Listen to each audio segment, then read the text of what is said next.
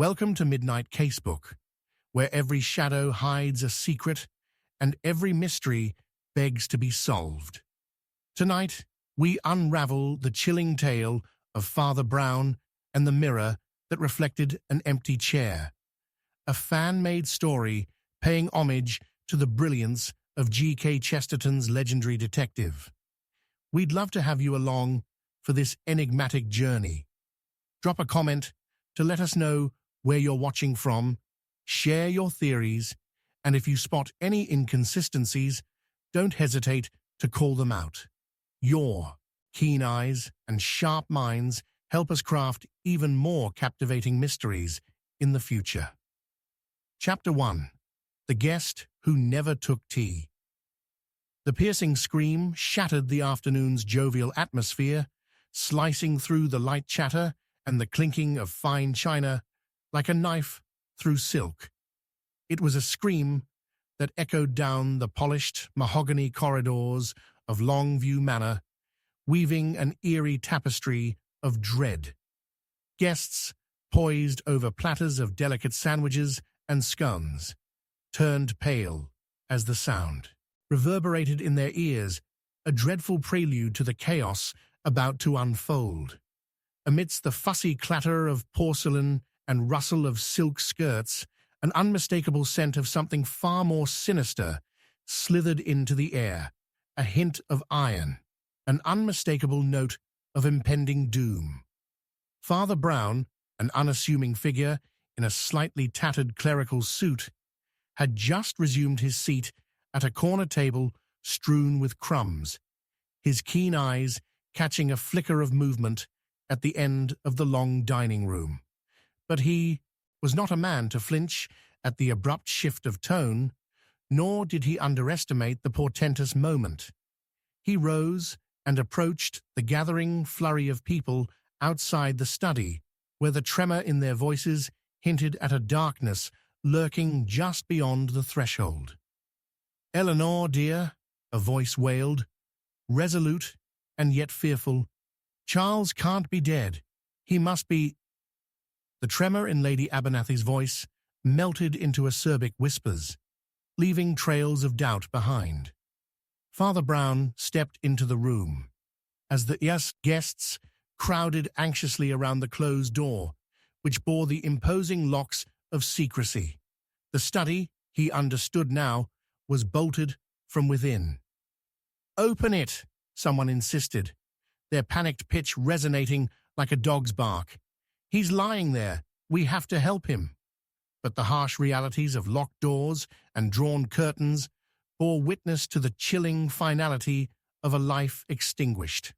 With a deliberate calm, Father Brown rapped on the door. "Charles, can you hear me? It's Father Brown." Silence enveloped the room, thick with dread and an urgent sense of waiting. Then came a small cracking of wood, a chilling echo. The oath of life was never meant to be sealed by the twists and turns of a heavy lock. As Lady Abernathy wrestled with her sanity, he felt a shiver of resolve creeping forth. From death's mouth, a confession beckoned. "We ought to mar the lock," he suggested quietly, but his eyes savored the shadows, casting dread upon their faces, searching for the telltale signs of mischief that mirrored their masquerade of grief. Handedly, he gestured to the butler, a gaunt man in a starched white apron, his pallor more alabaster than flesh. "Mr. Plum, would you?" With hesitant misgivings, Plum produced a sturdy poker from the fire, but he turned inquisitively to the guests, eyes darting at their shifty faces. "While the indolent Harab-approved author lays perhaps nestled by the barrel," he muttered, allowing his voice to succumb to the heavy weight framing their eyes. "Who, among us, has ever been certain of what a locked door might hide?" Calmly, Father Brown interposed. "Not merely locked doors, but locked hearts and hidden motives." At that moment, the trapped lives behind walls cracked, glances flickered, and each guest's glazed expression provided a codex for his discerning gaze. In quick succession, he eyed Lady Abernathy, stifling a sob. Reverend Forster, whose past was entangled with shadowy whispers. Miss Abernathy, clutching the lace of her gown, watching the gathering storm break clean over her father's slow tragedy. And young Timothy Stroud, who clutched a silver pocket watch, as if counting down an impending doom. At last, the poker drove with a splintering crack against the oak door, producing a mournful groan from the hinges, and in the next breath, the door swung inward upon a heart-stopping tableau amidst the false comforts of an afternoon tea. There lay Charles Abernathy, sprawled across his leather armchair, eyes staring lifelessly at the void above, a garish contrast after the tea's embrace only moments before. The flutter of guests gathered shocked silence, never to grasp the fracture of their jovial gathering. The man was gone, and with him a piece of their delight had vanished. "God above!" gasped Eleanor, swallowing the sting of reality. She stumbled forward, seeking only to rouse hope where none existed. Father Brown felt the reins of thought tightening as the room swirled with disarray. But as he approached the fatal scene, a peculiar detail caught his eye. The overturned teacup, overturned not in the random throes of disarray, but placed deliberately beside a blood-stained letter card that awaited him like a whispered secret. He turned it over, revealing the delicate script. "Your daughter's heart must pay what she owes. The return of souls long lost." The words trailed off into erratic phrases, an ultimatum steeped in darkness that promised to bind them all in webs of deceit. As murmurs began to swell, finger-pointing and accusations forming like a brewing storm, Father Brown felt the walls of their unwitting entrapment closing around him. A crime so hidden must be revealed for what it truly is, he murmured, the weight of intuitive logic pressing heavily upon his heart. As whispers of fear ricocheted, confidence fled into the corners. Where had everyone been when the bolt slid home? But it takes a keen eye to see beneath the external surface. A great deal hidden beneath the surface of a tea. Party, wouldn't you say? In that very moment, a sharp thudding sound resonated from beyond the door. Heavy footsteps pounding the wooden floors, wild and uncaring. It was a rush towards escape or oblivion. Father Brown darted toward the exit, heart leaping in unforgiving pursuit. The door swung wide as another scream burst forth, a voice unrecognizable, proclaiming truth or guilt and wreathing eventuality, rendering the air thick with more than tea-spent fragrance. But when he looked about the room, it was not the fleeing figure he saw. No, it was the absence of her, Eleanor Abernathy, vanished, like the wisps of smoke curling around candlelight, leaving only the scent of damp earth and remorseful mystery. In that moment, suspicions coalesced into certainty. Life's tea had been many things, yet one had never been submerged in the sweetness of innocence. But the greatest question lingered in the air, a question that now felt electric, heart-pudding, and deep as the signet ring resting against Charles Abernathy's lifeless hand. With a grim determination, Father Brown clenched the piece of gold as resolve illuminated his spirit. A ghost of a smirk graced his lips, a fleeting whisper of acknowledgement threading its way through the encroaching dark as thunder rolled outside, for time danced around him with delicious dread. The game was afoot, and answers waited amidst the horror. But he would need to navigate the web of suspicions spun from his own trusted companions before daylight transformed the fragile whispers of truth into flickers of justice. Chapter 2. The Confession of a Haunted Man. The thunderclap shattered the stillness like shrapnel, the vengeful sound ricocheting through Longview Manor as the door to the study swung wide. A shadowed figure emerged, breathless and wide-eyed, streaking past Father Brown with wild, detached urgency. "I did it! I killed him!" Edward Seaton screeched, his words echoing through the dimly lit hallway as if summoned by the banshee wail of the storm outside. Every candle flickered violently, casting jagged shadows that flickered like guilty secrets against the papered walls. Father Brown, momentarily taken aback, felt a rush of adrenaline at the sudden accusation, his mind whirling with the potential implications. It was not the first time a frantic confession had masked deeper complexities, and the scent of fear was palpable on Seaton's brow. The air, drenched in the scent of rain-soaked earth, twisted tightly around them, where the thin veil of civility that draped the gathering was now stripped away, revealing a primal struggle, the haunting terror of guilt. "I'm the one. I am guilty." The man's voice cracked, the manic glimmer in his eyes flickering like the sputtering wick of an unsteady flame.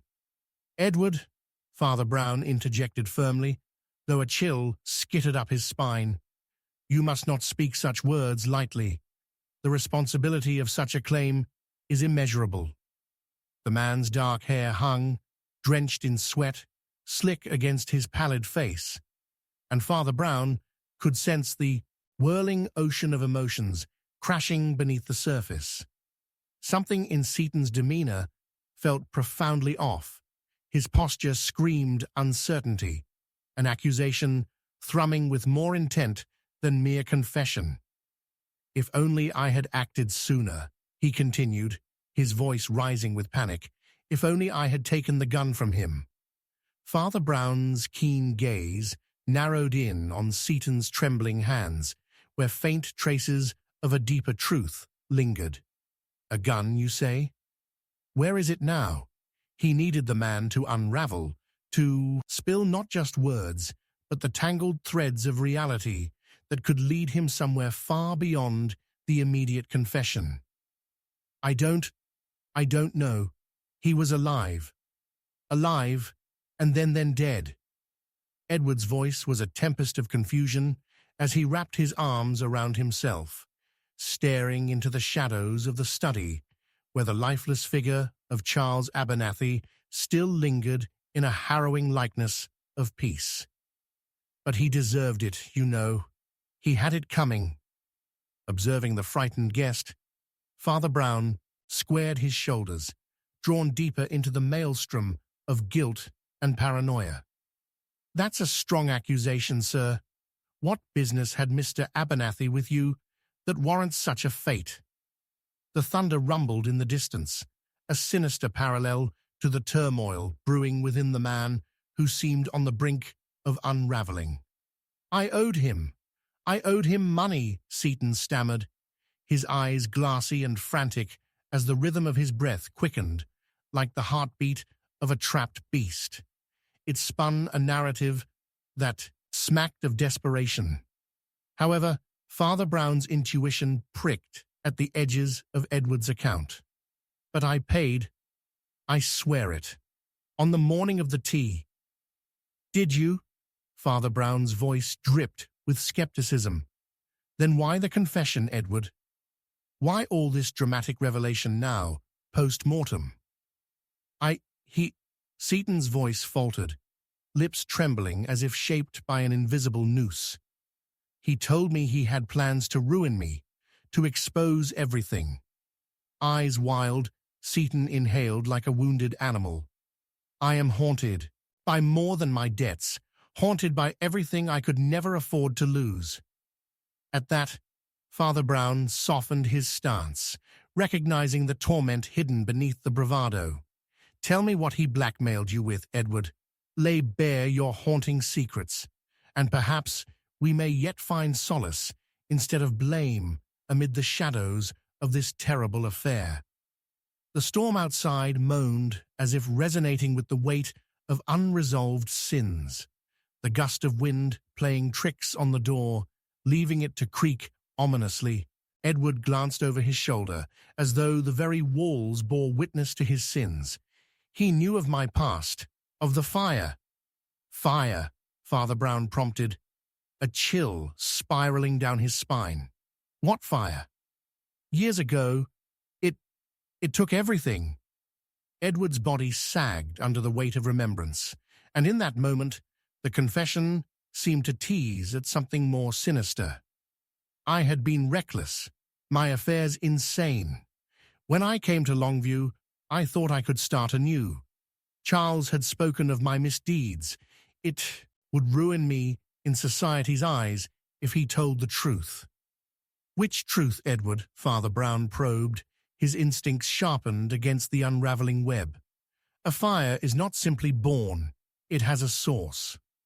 Seaton's eyes were stormy, reflecting the tempest raging outside, terror intermingling with indignation. I'm no murderer. I am no man to be leashed by the horrors you suspect I've committed. I fled. When I heard the scream, I ran to the dining room. There was a tremor in his voice that hinted at a deeper fear. Was it guilt, or was the truth something much darker? As the conversation dripped with tension, a subtle yet critical detail lurked in the shadows, a seemingly innocuous pocket watch that Timothy Stroud had earlier produced in the study. Father Brown's thoughts twisted like curling smoke, catching a thread of intrigue that grew ever tauter.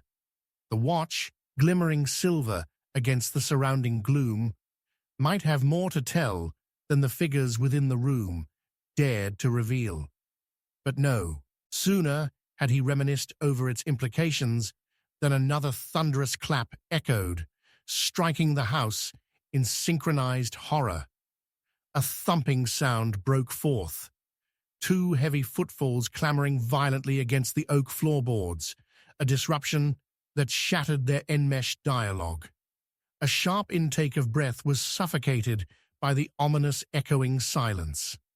The sudden revelation of an unseen visitor lurked just beyond the threshold, and with a collective intake of breath, the guests crowded back, a wave of anxiety sweeping through the air, heavy with absent trust. "Father Brown!" came a treble shriek from the study, jolting him from the crushing silence, and in that instant, an icy shard of realization pierced through the fog. "The letter, the one you found at the scene, it's gone." Heart racing, Father Brown turned, hastening toward the study. "What do you mean gone? Gone where?" His thoughts raced as Edward's voice faded behind him, the accumulated tension laying bare to him layers of guilt, intoxicating and infectious. But before he could depart fully into the room, the door flew open to reveal a breathless Eleanor Abernathy, hair wild and eyes wide, her lavender dress contrasting starkly against the grim evidence she so desperately guarded. "Father, they're coming for us." And just as she issued the chilling announcement, the world seemed to erupt ahead, shadows swirling ominously behind her, erupting into chaos, as lightning illuminated the darkened halls for just an instant. Before he could muster a response, a figure slipped through the doorway behind her, a silenced pistol gleaming ominously in the dim light as it rose to take aim, the storm outside erupting with rage. Henry's men were indeed coming, and in that perilous, heart-stopping moment, Father Brown felt time come to a freezing halt. Knowing danger danced right behind Eleanor's desperate expression as the wisps of truth threatened to unravel in the fray. And then, bang! The chapter hung on the precipice of shock, a heartbeat suspended, teetering toward revelations still shrouded in darkness, with all paths leading into a tangle of fates yet to be realized. Chapter 3. A letter that arrived too late. The thunder crashed with a fearsome crack, and the world within Longview Manor trembled as if the heavens themselves recoiled from the horrors contained inside. Father Brown stood frozen, breathless, wrestling with the fading echoes of a gunshot, when a sudden movement pulled him back into the unfolding chaos. Amid the confusion, the gilded lighting of the study flickered, casting dancing phantoms whose shadows entwined with the palpable dread. For in that very moment, the acrid scent of gunpowder hung heavy in the air, mingling with the musty tang of dampness that crept through every corner of the manor as rain lashed against the windows like the frantic clawing of unseen creatures. "Eleanor!" he shouted over the din, the urgency of the moment pressing like a vice against his heart. The young woman stood at the threshold, her face pale and streaked with remnants of raw terror, as if witnessing a world unmade. Behind her, the tension vibrated, thickly, a taut bowstring ready to snap. A menace lurked within the darkness of the hall, quiet, but not yet vanquished, a spectre rebounding only to jump forth once more. In the din of the storm, he seized the opportunity to maneuver past her towards the study, senses sharpened, as he readied himself for the truths yet to be unearthed. As he stepped inside, the tension wrapped around him like a shroud. The body of Charles Abernathy lay stagnant, the hopeless finality of his given face speaking of. Secrets ferreted away into the shadows. Yet even in the horror of the scene, something whispered from the recesses of the room.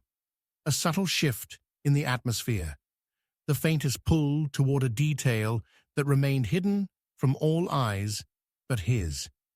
Amongst the disarray, his gaze fell upon the portrait overlooking the cluttered desk, the frame adorned with dust, but curiously intact amid the chaos. With intuition guiding him, Father Brown approached, and without hesitation, he reached behind it. Fingers brushed against something smooth and paper-thin.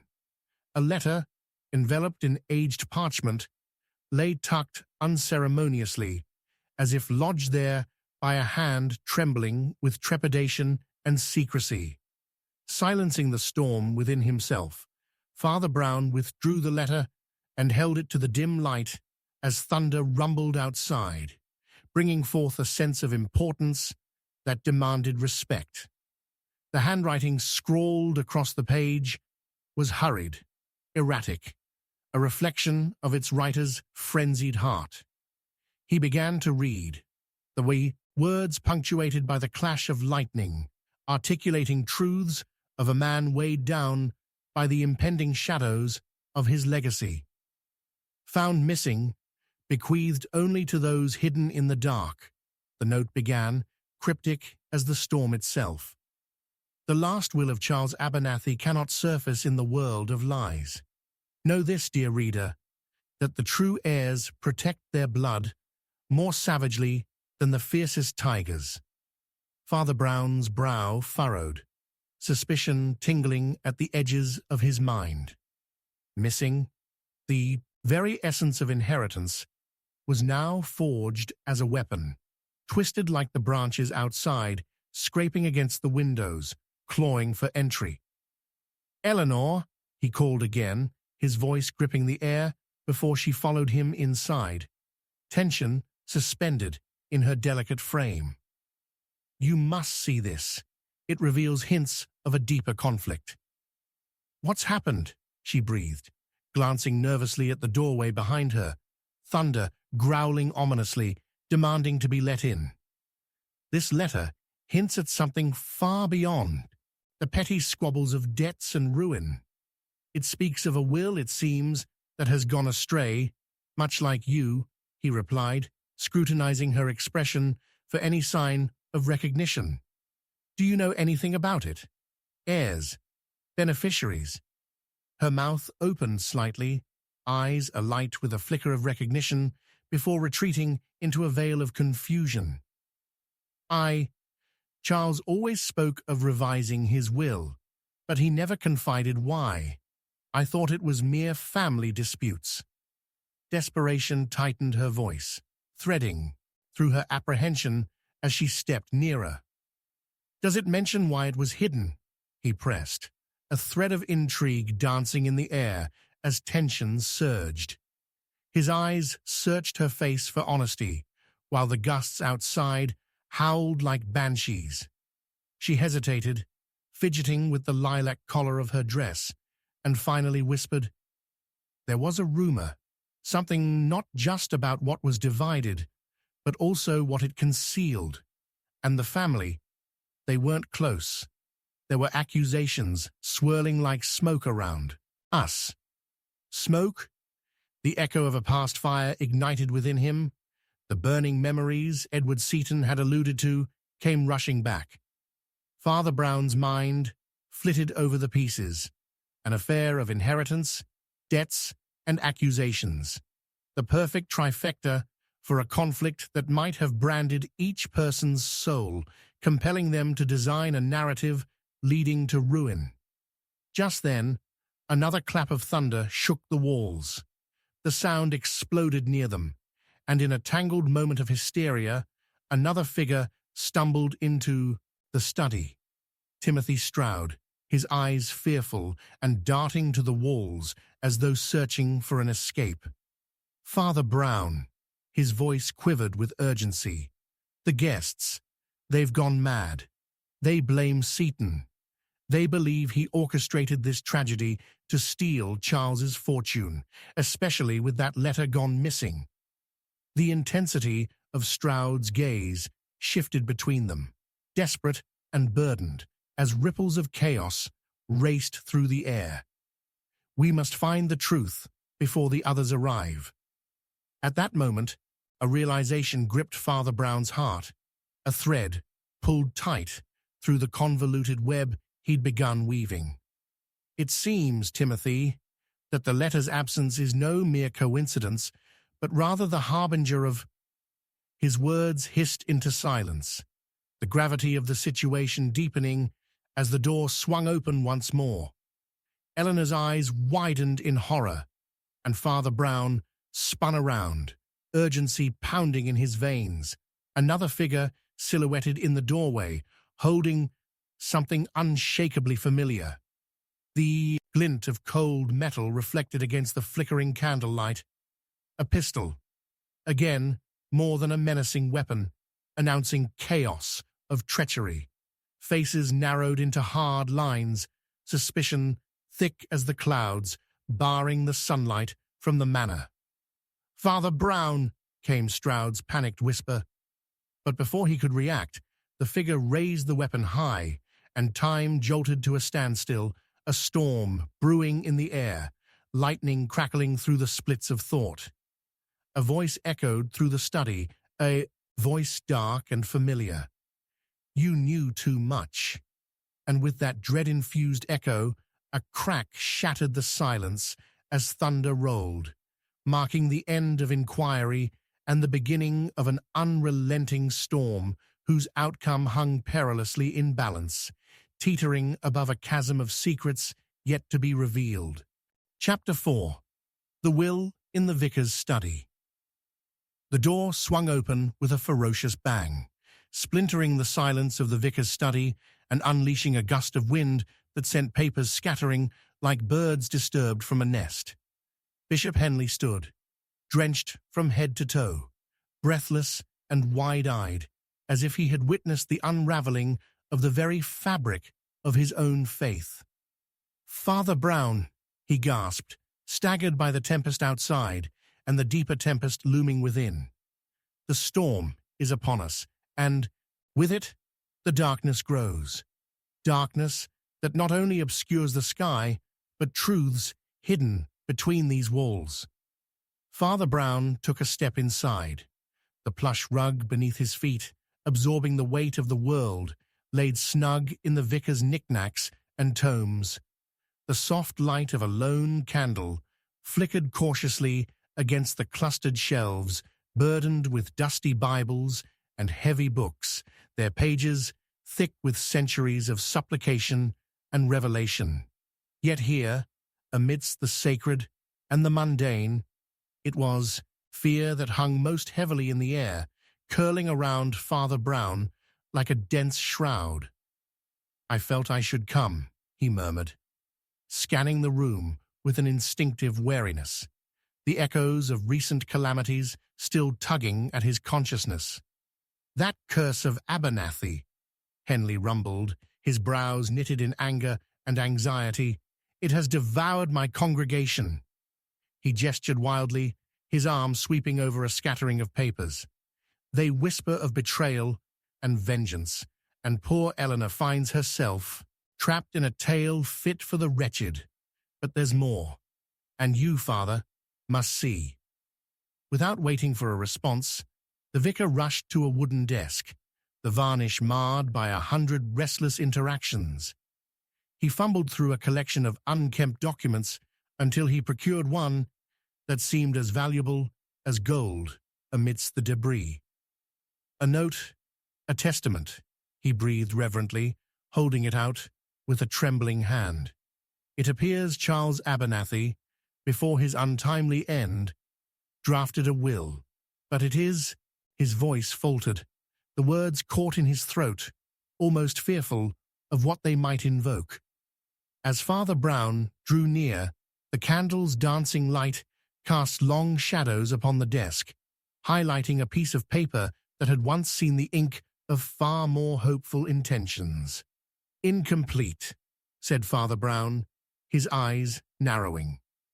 The document's edges were frayed, ink blots mingling with hurried scrawls that formed a grave mosaic of the vicar's ink-stained fingers and Charles's hasty heart. "There's mention of a family secret," Henley continued, voice low. "Perhaps one that tied them to dark dealings, betrayals not just of property, but of faith itself." As Father Brown examined the document, careful not to disturb its tattered sanctity, he could see lines referring to a burden and heirs not worthy, cryptic phrases hinting at a testamentary conflict that extended beyond mere earthly possession. So, the will was hidden, Father Brown deduced, the wheels of his mind spinning with the complexity of the puzzle before him. It must have posed a threat rather than ensured a peace, compelling Charles to safeguard it from those he considered vile. "Or those he loved," Henley interjected, his voice wrapped in the ambiguity of regret. "One may wrestle with a dragon, yet the knife inevitably turns upon the heart, does it not? Each character in this futile drama deserves a parchment to seal their fate, but which one truly wears the mask of virtue? Perhaps accusations hide deeper wounds," he breathed with fervor, as if embarrassed, revealing his inner convictions. Father Brown's instincts prickled. The tension in the vicar's voice betrayed an underlying conflict buried deeper than the arrangements of heirlooms. "Tell me about the Abernathy family, Vicar. More specifically, their faith and habitation," he coaxed, his voice low, a thread of urgency lacing his curiosity. "Well," began Henley hesitantly, "the Abernathys were once a family steeped in spirituality, yet gossamer threads of greed have rattled them to their core. Their unity, it has frayed over years, accusations of infidelity and deception brewing like an unholy tempest. Unearthing this will, it could unleash rivers of rage." He glanced over his shoulder, as if expecting the unfurling tensions to crash through his study's door. Father Brown sensed a deeper current coursing beneath Henley's words, a flood not of familial rancor, but of suppressed guilt. "Have you ever spoken with Charles regarding his soul's repose?" he asked, bypassing the unflinching truths for the prevailing moral quandaries. Was there perhaps a conflict of atonement even in his draft? At this, the vicar visibly paled, as if the weight of a confession or a long-buried sin washed over him. "There were whispers, sinful whispers, of his past," he replied, eyes darting to the cluttered bookshelves. He had sought redemption for debts unpaid, not merely monetary, but of intent.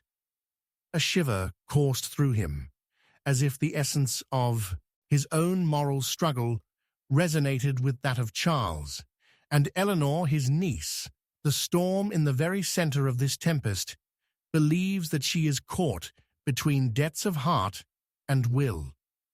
Before Father Brown could offer comfort, the world outside ruptured again with an explosive clap of thunder, drowning him in the chaos that enveloped them. The vicar flinched, his gaze snapping to the window as the rain lashed against the glass with the fury of merciless spirits. Amidst this clamor, Father Brown felt a sudden compulsion to act, to push against the tide of fate, threatening to engulf them both. Yet as he turned back toward Henley, his mind caught hold of a crucial detail in the disarray of the papers, a telltale shadow from the corner, a single detail supporting the threats laid bare. "Is this not a temporary solution?" Father Brown whispered, his eyes narrowing in realization. He noticed a distinct residue left upon the desk, a pattern of ink smudges, one far more deliberate than the others. "The ink is dry, yet this draft bears the character of a hasty transfer of thought. The mention of heirs, you said it was incomplete, a first draft. There could be a misrepresentation." A distant scream echoed from the guest quarters, a raw animalistic cry pulsing through the very fabric of the manor, instantly shrouding them in the echoing dread. Henley paled, his body tense with alarm, but Father Brown stood rooted in grim determination, apprehension washing over him. "Gather your courage, Vicar. We must make haste before this storm claims another soul," he commanded, feeling the gravity of time tremble as he stepped toward the door. But as he reached for the handle, Henley's voice, raw and fearful, caught him once more. "Wait, Father, you've exposed something, an implication.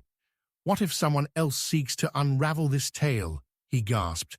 "Someone who won't hesitate to silence." But the sound of shuffling footsteps echoed, and a sudden shadow fell beyond the threshold, darker than any storm. The door creaked open, a silhouette manifesting against the blaring storm, gunmetal glinting ominously in the candle's flickering light, holding the weight of nameless intent. In that moment of electrified stillness, the atmosphere condensed tight as a gun's muzzle, and Father Brown understood scarce seconds were counted. "Whatever the truth may be, you fool, here it comes," he warned, recognizing that revelation may come with a gunshot, with shadows that hungered only for silence. The fate of souls teetered at the brink, everything intertwined in grasping webs, unresolved as the kettle of stakes tipped toward calamity once more. The storm was just beginning to break, and within Longview Manor, the final act of a sinister play awaited revelation, masked within layers of secrets begging to be unveiled. Chapter 5. Shadows in the Garden. The sudden blinding flash of lightning illuminated the garden like the unfolding of a dread prophecy, its electric fingers reaching into the darkest corners where secrets festered. Father Brown stumbled backward, the crunch of broken twigs lacing his ears with a sound like bone snapping. He had ventured into the estate's once lush gardens, now a mire of treachery cloaked in shadows, with the urgent conviction that chaos threatened to engulf them all. The wind howled around him, a savage banshee screaming the tales of anguish and betrayal buried within the tangled bushes and sculptured hedgerows of Longview Manor.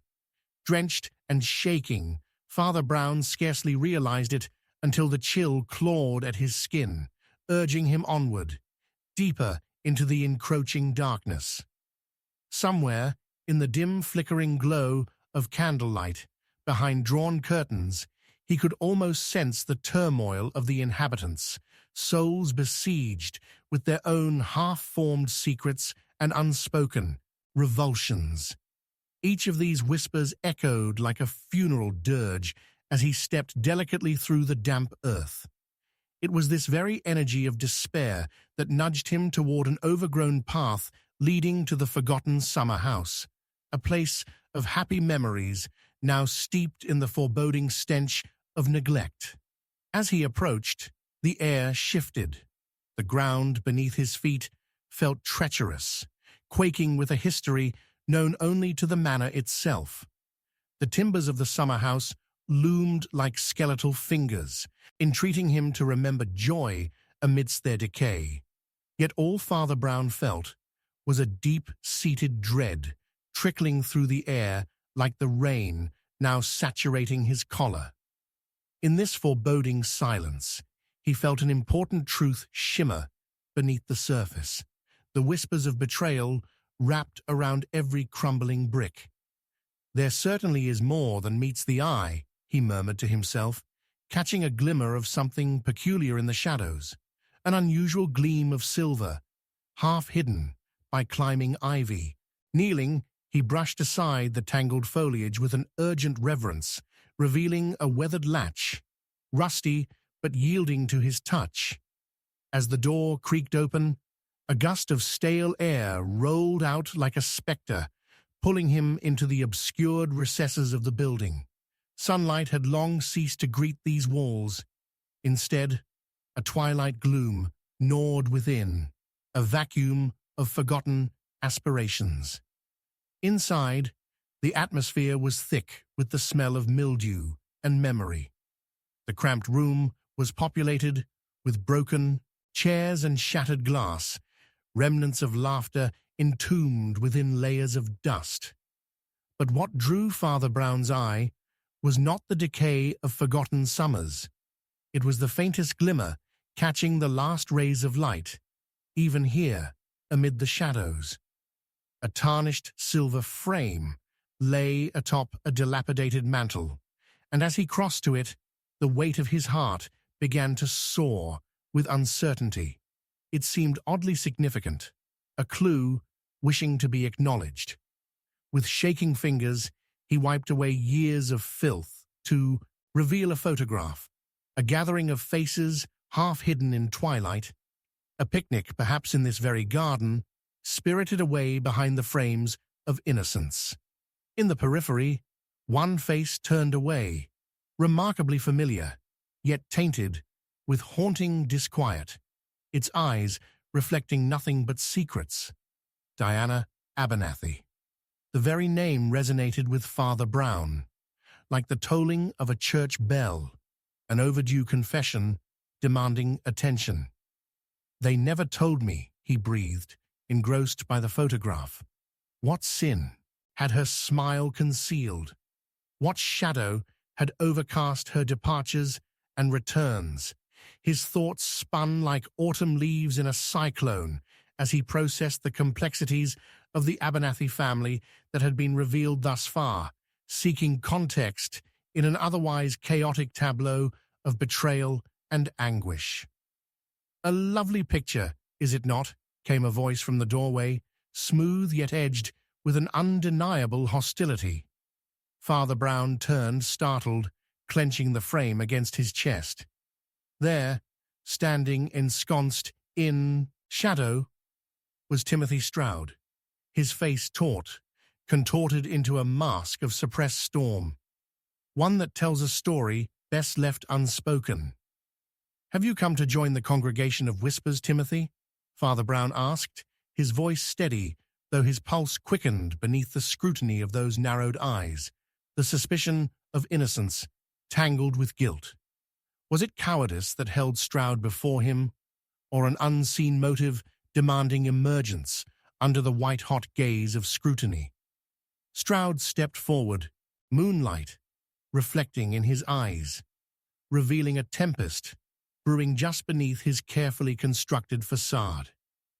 "You wander through haunted halls, while we scrambled to conceal our own calamities, he spat. You have unearthed shadows that even the deceased do not care to revisit.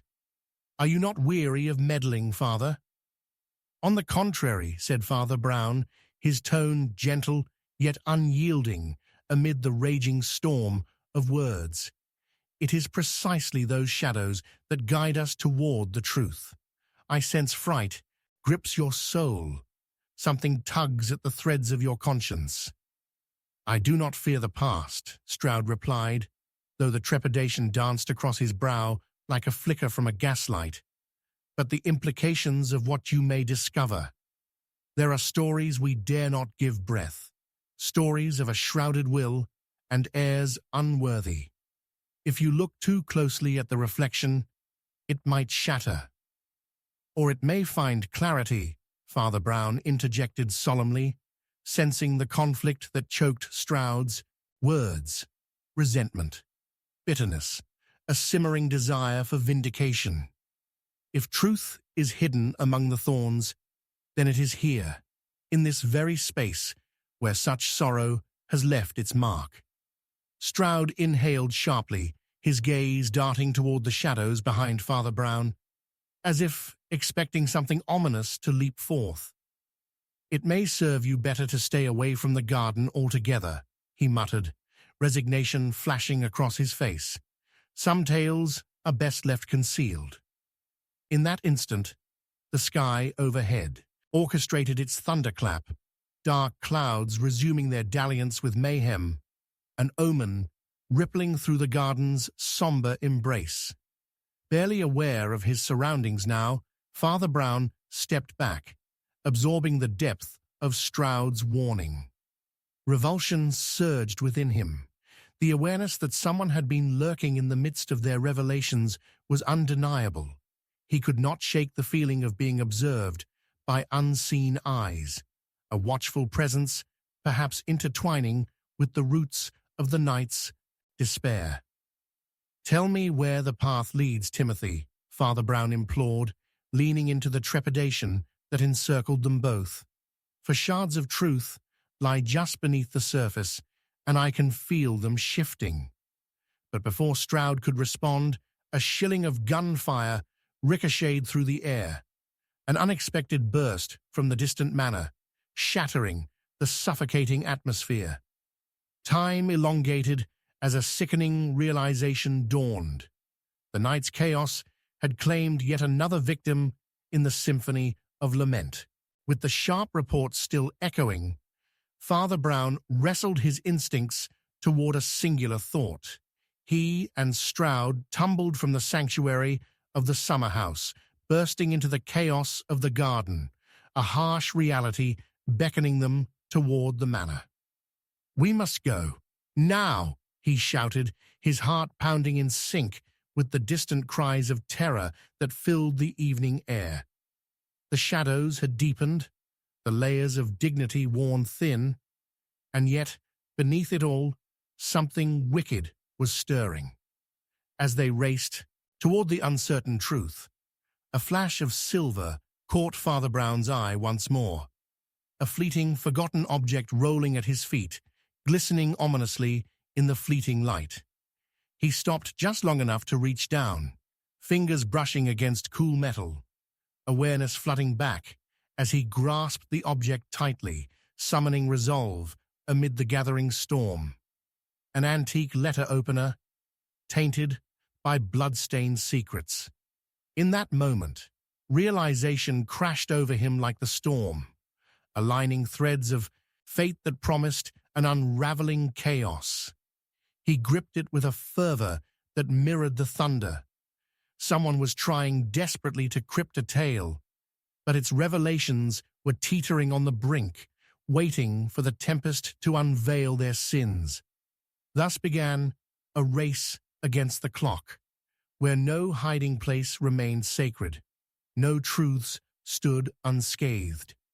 Father Brown glanced up, determination burning bright through the desolation, knowing they had only moments before the shrouded truths wrecked their impending communion. But in the tempest's heart, The shadows had begun their dance. The garden whispered of a distant betrayal, one shrouded in layers of deceit, yet to be stripped bare. Chapter 6. The Marriage of Silence. The echo of the gunshot still hung in the air when Father Brown burst into the manor, his heart thudding like a war drum against the chaos that continually threatened to envelop him. As storm clouds roared and the first sheets of rain began to pelt the windows, he found himself face to face with the widow. The wretched sight of Lady Abernathy, her veil darkened by the premonition of sorrow, stood poised at the foot of the grand staircase. Her grief appeared almost theatrical in the candlelight, tears glistening like shards of glass on her cheeks, yet there was an unreality to it, something willing to twist beneath layers of meaning, yet unsaid. "Father Brown," she trembled, words spilling forth like water from a cracked dam. "Something dreadful has happened. Charles he's—" Her voice cracked under the weight of disbelief, but her eyes darted toward a shadow deep within the hall, much as a trapped bird might seek an escape through unseen bars. They were eyes that had learned to veil their truth, an unguarded reaction that unnerved the seasoned priest. "Gather your breath, Lady Abernathy. I, too, have borne witness to calamity this night," he replied, stepping cautiously. Behind him, the remnants of thunder rumbled like the fading applause of a dire performance. Taking a deliberate pace, he cracked the darkness, inching closer. "What did you see?" She shivered, as if acknowledging more than mere grief. I was in the garden, searching for a letter I thought he might have dropped," she stammered, flicking a glance at the door behind him. The rain now drumming a cruel reminder of the chaos still unfolding outside. "But I feared I might have walked too far. There were shadows, whispers in the wind, and when I returned, I found—" "Your husband," Father Brown finished, noting the quiver in her voice as she spoke the name, each syllable laden with a mix of love and resentment. "You have not yet spoken the truth of your marriage, Lady Abernathy. What did you find?" Her eyes widened, and for a moment, a beautiful mask of composure threatened to shatter. "You speak too plainly, Father. What could I possibly say that could unearth the shrouded heart of these troubles? Charles was a good man, more than anyone knew."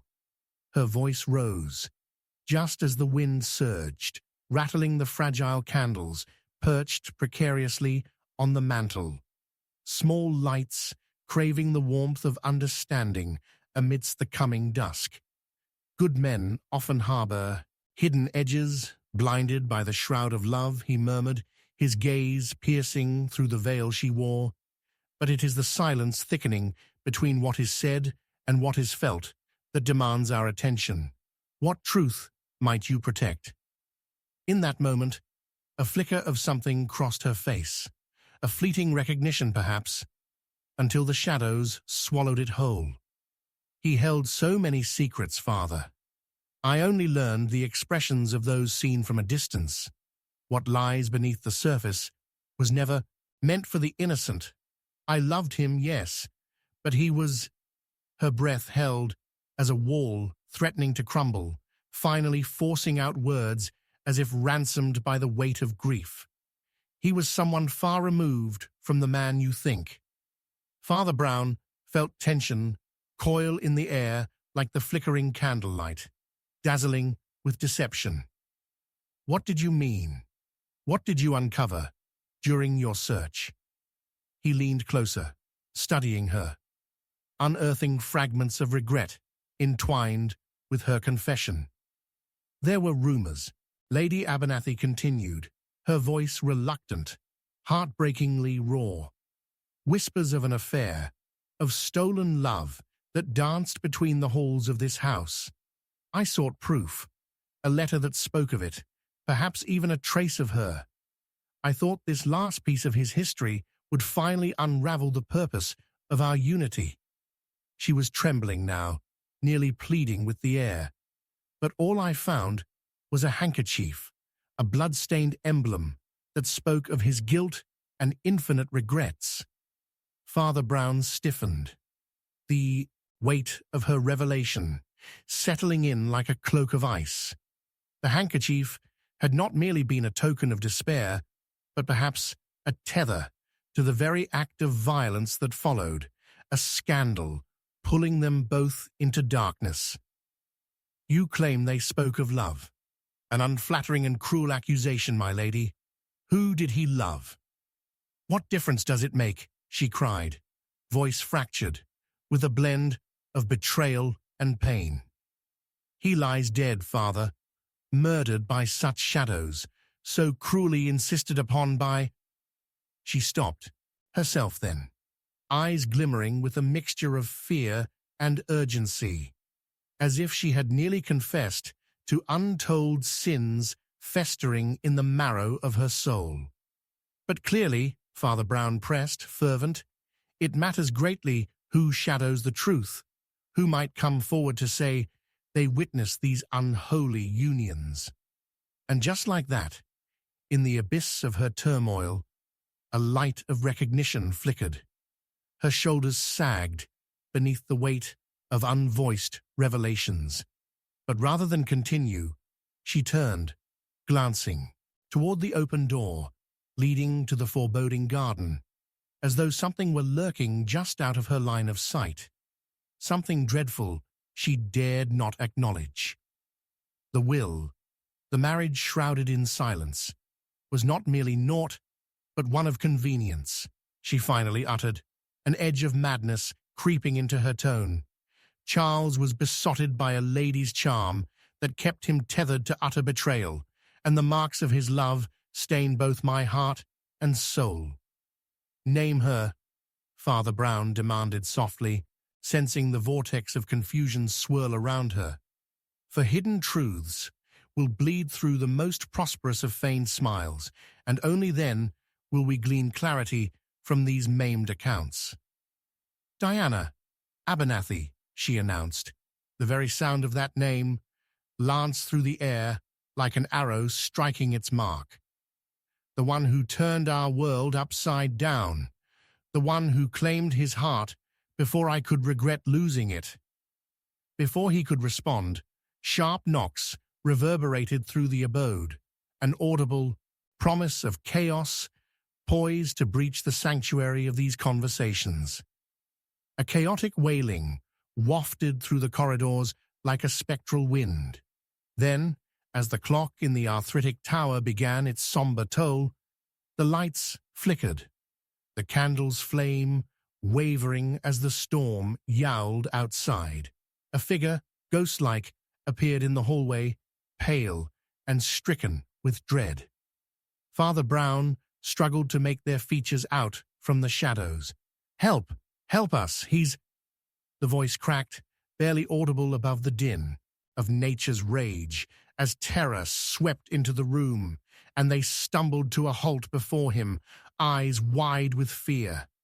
Father Brown's gaze pulled tighter, his thoughts racing. A shattering realization chimed within him, entwining with the fear infecting the air.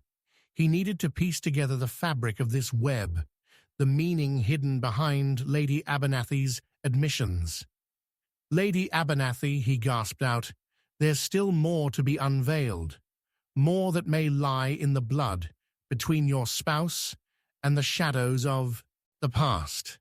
The wind screamed outside, an ominous reminder that much more lay ahead, as thunder shook the very foundation of Longview Manor, and what waited within harbored secrets dangerous enough to rip the fragile fabric of their lives apart.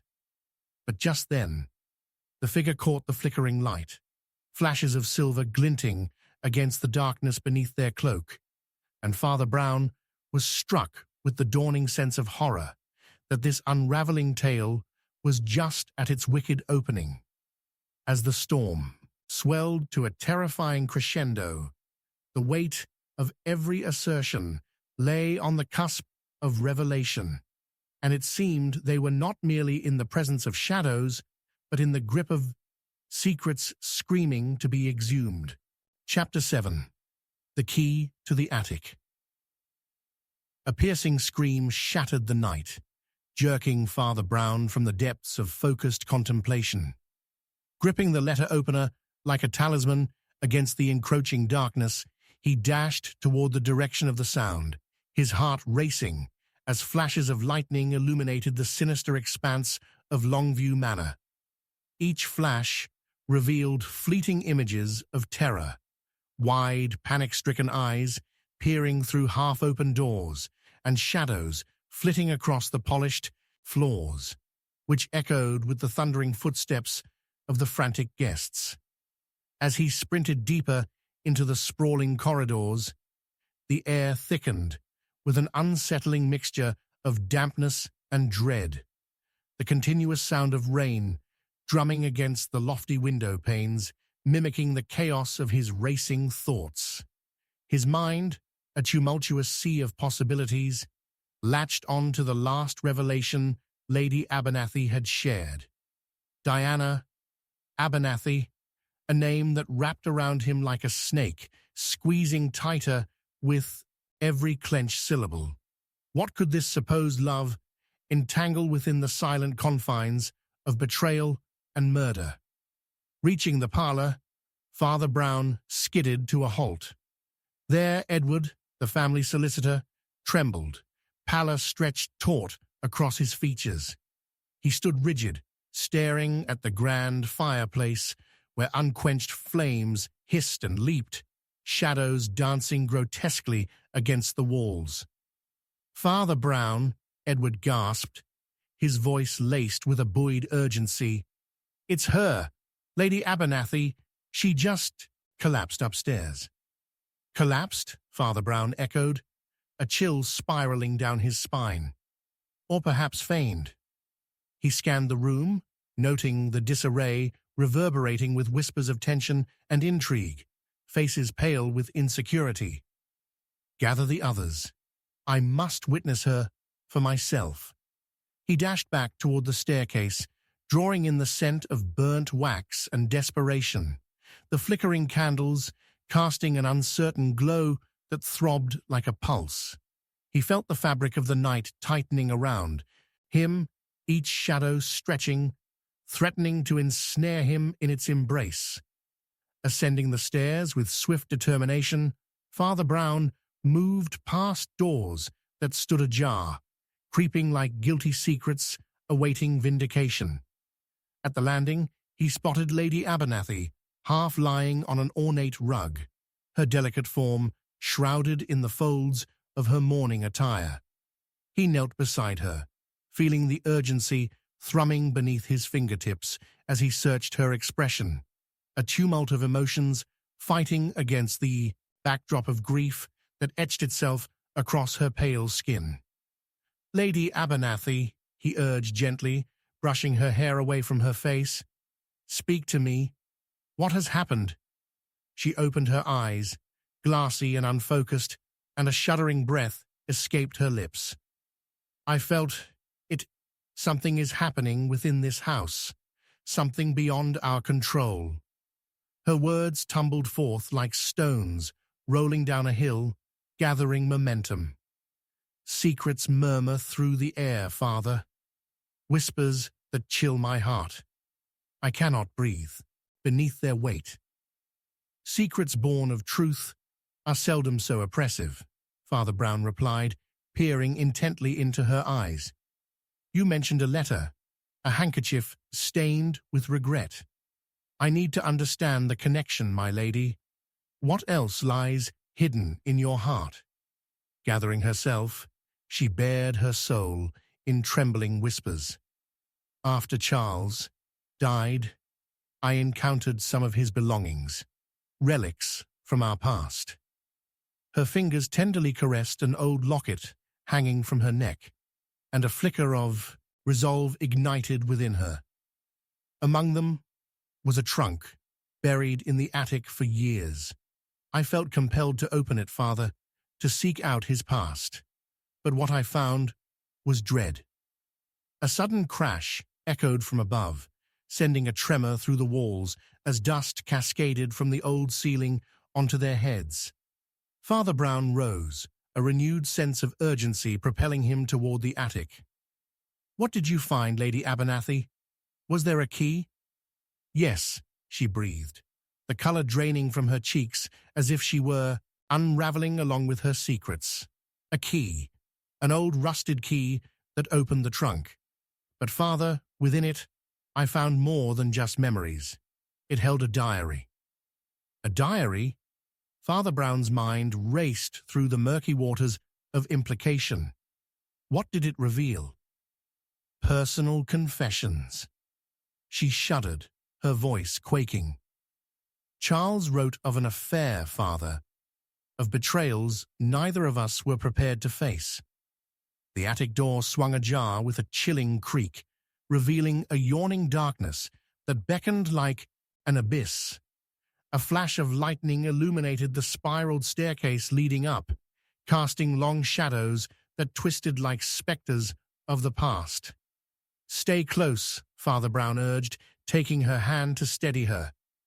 They climbed the stairs, each step an echo of his uncertainty, the air thick with silence that clung to them like an omen.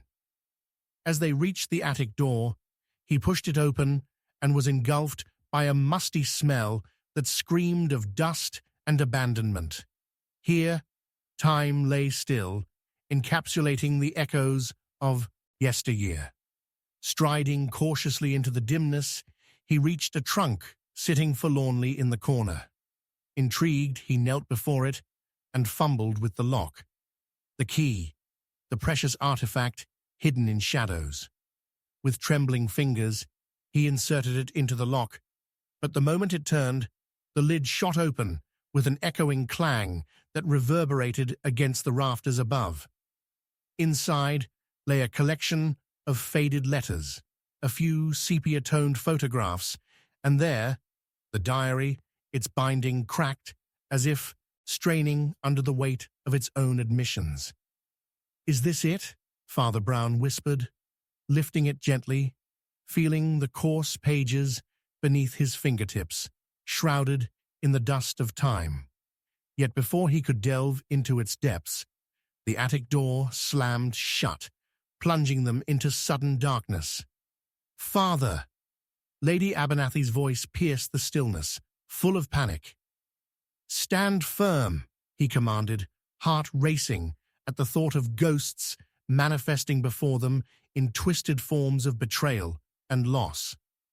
The storm outside writhed, thrashing against the rooftops, muffling the house's cries beneath layers of thunder. But then, a soft, chilling whisper flicked through the shadows, drawing closer, breathless and accusative. "You weren't meant to find it, Father Brown," it taunted. "What is buried must stay buried." Swallowing hard, he squinted into the black void that loomed within the attic's recesses. "Show yourself," he called, the sound of his own voice a tether to reality amid the nebulous threat. Suddenly, the letters nestled in the trunk burst into luminous flames, igniting the dusty attic in a fiery glow that cast grotesque shadows in every direction. The diaries, the letters, what darkness had they unwrapped? Just as quickly, darkness engulfed them again, the flames extinguishing the light, leaving him and Lady Abernathy frozen in a terror that seemed eternal. So marvelously did fate intertwine betrayal and revelation. For here, at the cusp of truth, Father Brown knew with unshakable certainty that they were irrevocably caught within a web of secrets more profound than anything he had ever encountered. As another thunderclap echoed like justice long withheld, the ground beneath them trembled, and he realized that before this night was through, destinies would be claimed, and not all would escape unscathed. Chapter 8. A Shadow at Matins. A deafening crash echoed through the church, the heavy wooden doors flinging open under the force of the storm, allowing a gust of wind to howl in like a banshee, scattering prayer cards and sending the flickering candles into a frenzied dance. Father Brown's heart raced as he turned, eyes widening at the silhouette, framed in the doorway, cloaked in shadows that mingled with the gloom of the dimly lit sanctuary. The congregation gasped, faces pale, some crossed themselves, their fears finding voice in whispered prayers while others simply stared, transfixed. The stranger, drenched and breathless, stumbled forward as though propelled by the storm itself, eyes wide and glinting with a mix of terror and desperation. "Help!" the figure gasped, his plea punctuated by the crash of thunder outside. "You must listen. They, or it, will come for me." Holding the altar candle before him like a beacon in the darkness, Father Brown stepped closer, the light revealing the gaunt face of a young man, Edward Abernathy, trembling as if the weight of the night pressed down upon him. "It is too late," Edward continued, voice quavering. "Lady Abernathy, she... Calm yourself, my son," Father Brown urged. Yet the urgency in the air twisted tightly around him, like the storm clouds swirling beyond the stained glass. Each tick of the old clock became a heartbeat of encroaching dread. Had the warnings of the previous night manifested into a tangible threat? "What are you saying?" Father Brown's voice was firm, but concern trembled beneath it. He had grown all too familiar with the palpable tension hanging like a heavy shroud within Longview Manor. "What has happened to Lady Abernathy?" As if conjured by a dark spell, the church doors slammed shut behind Edward, locking the spectre of the outside world in a gust of shadow. The weight of the accusation hung in the air, thick as smoke. "You don't understand, Father. Not just secrets." Edward's expression shifted, fingers raking through his tousled hair in a frantic motion. "I saw, in the attic. It was there. The locket. Oh God, the key." Father Brown's mind raced with the virtue of intuition shaped by sharp observation. "The trunk and the diary. The weight of the past has followed you all here," he said slowly, piecing together the phantoms haunting these lives. "You speak of Lady Abernathy's affairs, of Charles's death and the shadows that lurk beneath." Edward's eyes darted around like a hunted animal, lit with horror. "If the ladies find out, Father, they will think I—" The thin veneer of calm shattered like glass. "They will think you culpable?" Father Brown interjected, reading between the lines. "But you're innocent, aren't you? The shadow you cast is not your own." Just then, a sharp click resonated from one of the side doors. A figure slipped into the church, Diana Abernathy. Even in dimness, her presence shoved aside the tension with the force of a whirlwind, and fragments of conversation from the manor rose in Father Brown's mind. The soft sheen of her mourning attire seemed to blend with shadows dancing along the walls, and an extraordinary transformation stilled the icy air with the abrupt discomfort of recognition. "Edward," she called, her voice laced with a melodramatic urgency that made the hair on Father Brown's neck stand on end.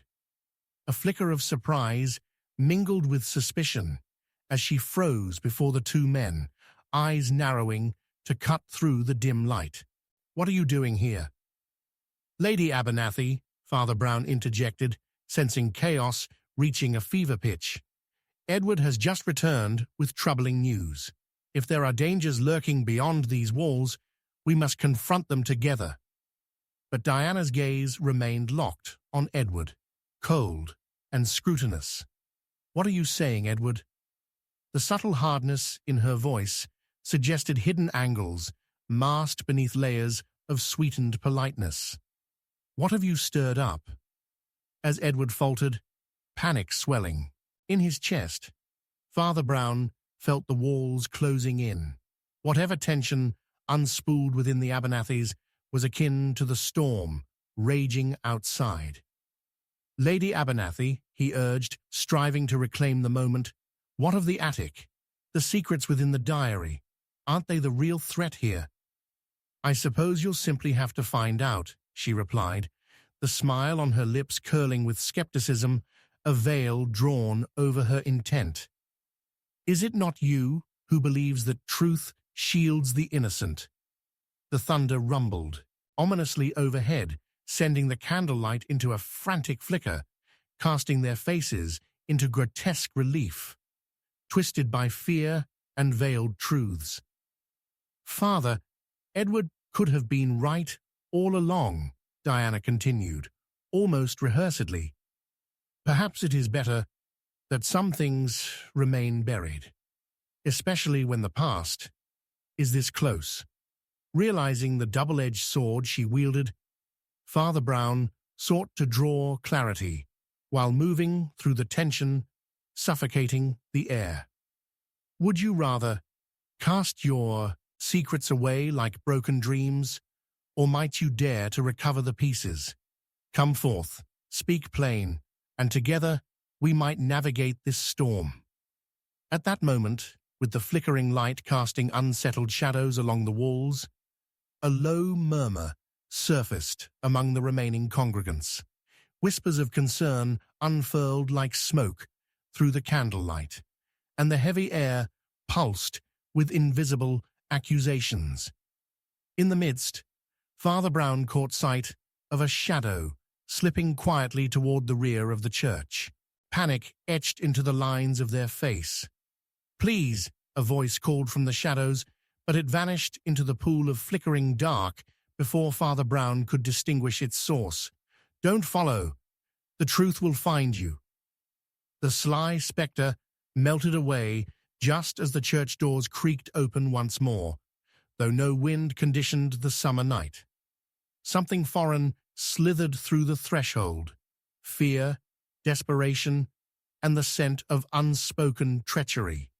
With a pounding heart, Father Brown sensed the evening spiraling out of grasp, every moment stretching into lifetimes woven from uncertainty. The last of the congregation shuffled about, their anxious eyes reflecting the flickering candles and shadows that seemed to come alive, swirling around them.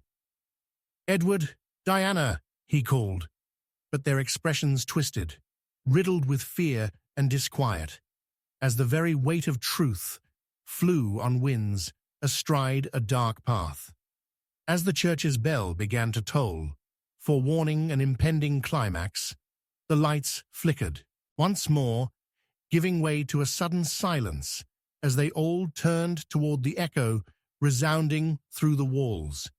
It slashed through the very fabric of their reality, drumming into their ears as Father Brown's mind crystallized in realization, each thread of deception taut in a loom of fate he had yet to grasp fully. In the ensuing silence, the sudden appearance of a mysterious envelope at his feet sent shivers down Father Brown's spine. His gaze flickered toward the lingering shadow in the doorway. With a gasp, he knelt, trembling fingers reaching for the enigmatic missive, heart stinging with the thrill of the unknown. Could it be? What lay concealed beneath the paper's weight? Before his fingers could unveil the truth, another crash erupted from the storm outside, one insistent, capricious crash that quivered through the air like a whispered annihilation.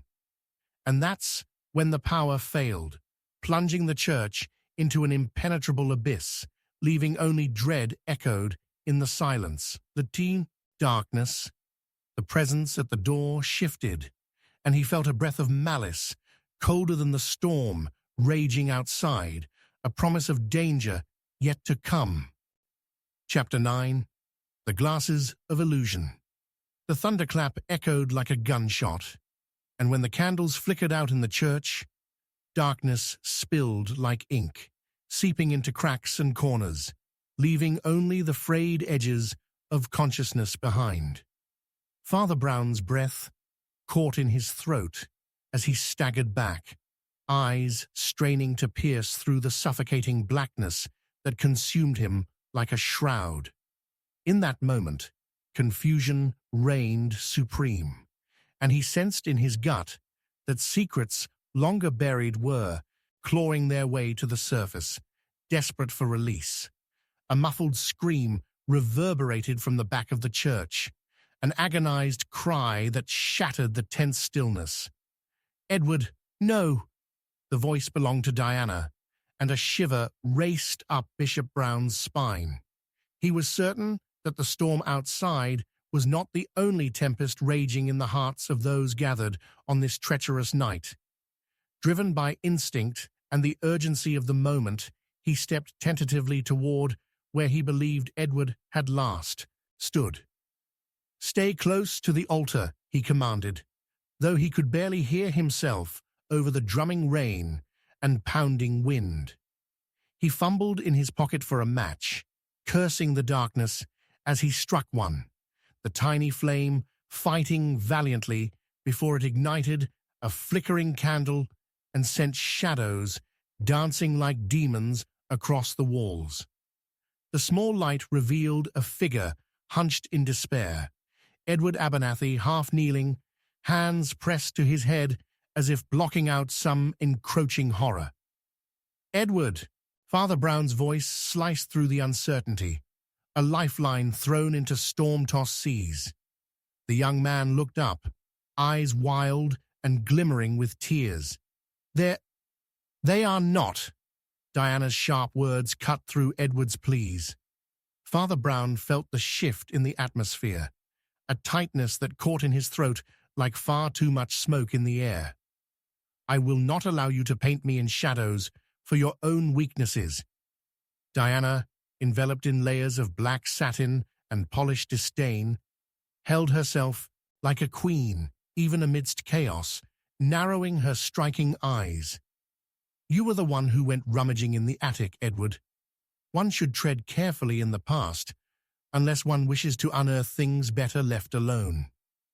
Father Brown watched as tension twisted like threads around them, each word a strand tightening into a noose of accusation and fear.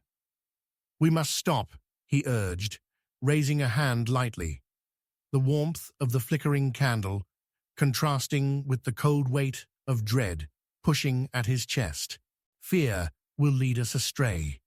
We are on the precipice of uncovering something." "Truth?"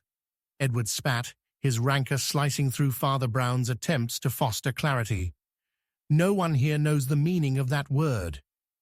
The sanctuary trembled in the wake of another thunderclap, and Father Brown could sense the fracture beginning to widen like the churning clouds outside.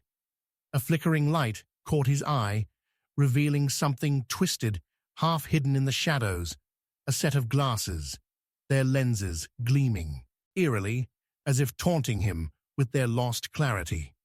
They lay discarded at the feet of an altar, as if someone had deliberately cast aside their ability to see. He knelt. They belong to you, Diana?" he asked, holding them up to the light, the crack in one lens reflecting the flickering shadows about them. "How curious, since I distinctly recall seeing you just by the entryway. An excellent vantage for observing Edward without interference." Diana's features sharpened, a tiger ready to pounce. "And what is your point, Father? Have you come to blame me? An excellent ruse, if so, for who else would be responsible for this grim charade?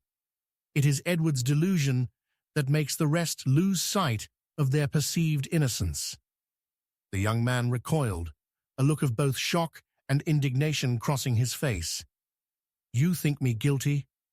I did not murder Charles. I was his closest friend."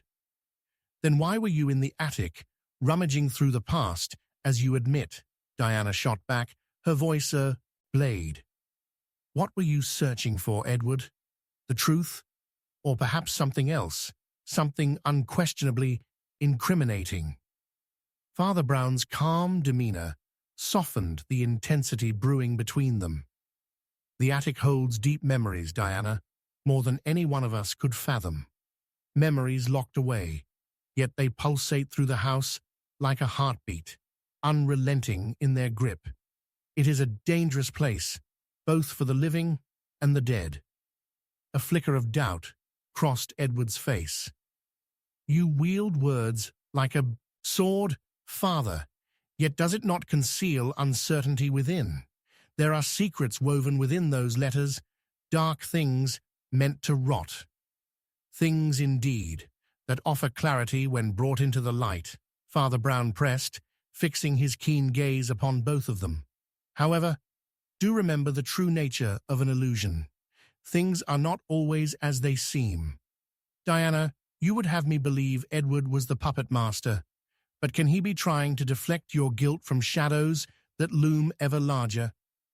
Diana's eyes gleamed with hidden malice, a perilous storm brewing below her composed exterior. "A delightful narrative, Father, but it reveals only your own vulnerabilities. Our family's affairs are complex, a web woven through loss and love that I cannot merely sever. Do not dare to presume you hold the upper hand here." Just then, a deafening crash sounded, louder than thunder, rattling every beam in the church, and as the candles flickered furiously, it revealed a fleeting shadow at the doorway, a silhouette not identifiable against the chaos. "Diana!" echoed the voice like a ghost from the past, sparking panic in her eyes. "You will pay for this." Father Brown spun toward the sound. "Stay back," he called, but in an instant the figure vanished into the darkness, leaving behind only the mocking whisper of the wind, as if the past had risen to swallow them whole. The ominous interplay of allegations hung haphazardly in the air, a noose tightening around the truth clasped in their grip. As another rumble of thunder cascaded through the church like an ominous applause to their gathering drama, Father Brown's thoughts spiraled into the void. This night was far from over. His heart raced, not merely with the pursuit of the truth, but the palpable dread escalating among them. What was still buried in the shadowy recesses of Longview Manor that had the power to obliterate lives with mere whispers? And before he could seek answers, a horrific realization settled in. Someone had triggered a storm not just outside, but within each soul, leaving Father Brown at the very eye of it, grappling with a reality spinning dangerously out of control.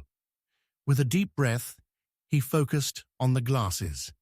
Their lenses had the capacity for illumination.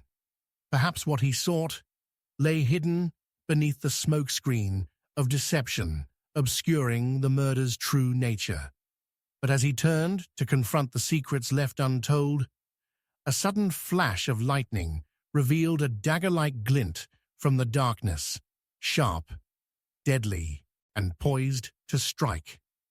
"Watch out!" he shouted, instinctively diving to protect Edward from an unseen danger as a sharp click echoed in the growing shadow, the fear settling around them like a criminal's embrace. Above the howling storm, the church bells tolled once more, announcing a truth he feared to face. For in that moment, all illusions shattered, leaving only the stark reality of peril unresolved amidst the gathering storm. Chapter 10. The Final Trap. A deafening crash resonated through the church, followed closely by the chilling sound of shattering glass, as though the very world had broken apart at the seams. Father Brown, heart racing, felt the wind of calamity whip past him, chilling him to the core even in the illuminated flicker of his candle. The flickering candles cast monstrous shadows up the walls, twisting and writhing as if engaged in a dance macabre, reflecting the turmoil between the congregation, whose silhouettes strained against the encroaching dark.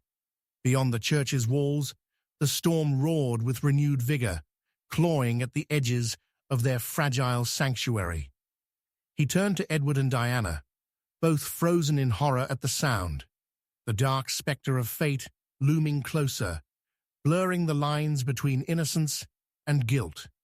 With a steadying breath, Father Brown cast a discerning gaze over his two companions, their faces shadows of fear etched into the candlelight. "We cannot remain scattered in our thoughts," he admonished, forcing clarity into the chaos. "Each moment we waste allows the past to trap us further. We must confront what lurks in our shadows." Yet as he spoke, the words felt hollow amidst the choking tension. The air itself seemed thin, crackling with unuttered truths. The corners of the old church felt like a fortress suddenly besieged, where secrets could just as easily be laid bare as swallowed whole. "Diana, Edward," he began, his voice cutting through the chaos, "if it is clarity we seek, then we must lay aside the veils of deception that delicately conceal our true natures. The truth is always a thing of beauty, however painful it may be." A low rumble of thunder punctuated his words, awakening the gathering dread. "Speak plainly, Father," Diana replied, her words taut, coiling around her like barbed wire. "What more could possibly be revealed for us to discover when murderers wrap themselves in innocence as though it were a cloak? It is impossible to discern right from wrong." With a slow, deliberate stride, Father Brown approached the altar, inadvertently revealing more of the shambles that had taken place just moments before. The discarded glasses lay still, abandoned yet ominously present, as if whispering secrets of betrayal and sightlessness. A flicker of recognition crossed Diana's face. Her hands trembled slightly, betraying a veneer of composure. "Those foolish trinkets do not deserve your attention, Father," she said sharply. But underlying her dismissal was a running fear, a trembling thread that bound her to the happenings of the night. "Or perhaps," Father Brown replied, "they project more than mere reflections. They were left behind for a reason, circumstances entwined with consequence. Edward, do you not find it curious that your dear companions seemed to flinch when last assessed?" The young man's expression turned puzzled, laden with apprehension, as he glanced from the glasses to Diana. "You suspect me guilty for a mere misunderstanding. I was not aware of what breadcrumbs I might be leaving behind." "Breadcrumbs have led many astray, Edward," Father Brown interrupted gently but firmly. "What you believe to be innocent may conceal the bitter depths of motive, and tonight those depths unfurled perilously." The tension tightened around them, the candlelight reflecting the growing shadows upon their faces. "It was you who articulated a thirst for truth, Father," Edward responded vehemently, powerful emotion spilling forth unbidden. "You refused to entertain the possibility that guilt might lie elsewhere. Perhaps there is something more sinister consuming this atmosphere. Believe me when I say all of us are unlikely pawns in this deadly game." "No one is innocent here," Diana declared with a sharp intake of breath. "And certainly not with these spectacles. Their breakage symbolizes how little clarity we truly possess." The chords of her voice vibrated through the chamber, punctuated by bursts of thunder, and for a moment it seemed as though the storm outside echoed her words, crashing against reality with relentless fury. A cunning smile curled on Father Brown's lips, tinged with apprehension. "Precisely. Old spectacles, now a cracked lens, symbolic of how we see the world. However, it is you, Diana, who cast aside clarity for comfort. Tell me how it is you were watching Edward without him seeing you. You were observing more than you were seeking, weren't you? Diana's composure faltered. Her eyes darted, betraying an inmost fear, a vulnerability betrayed as the implications of her actions came crashing down like the storm outside. What you imply is not for debate, Father, she stammered, regaining her composure with practiced ease. What bone you have to pick with me cannot be justified. Evidence, after all, demands a witness or a crime, a conflict of virtues, if you will. Or a conflict of desires, Diana, Father Brown volleyed back, his gaze steady. The attic holds secrets you are all too intent to disassociate from, and Edward stands as a mirror to your innermost fears. The weight of alongside truth can bend even the strongest soul to the breaking point. Have both of you realized the familiar patterns in which trauma binds us? Edward's breathing became rapid, and Father Brown could feel the tempest of emotions, creating a maelstrom.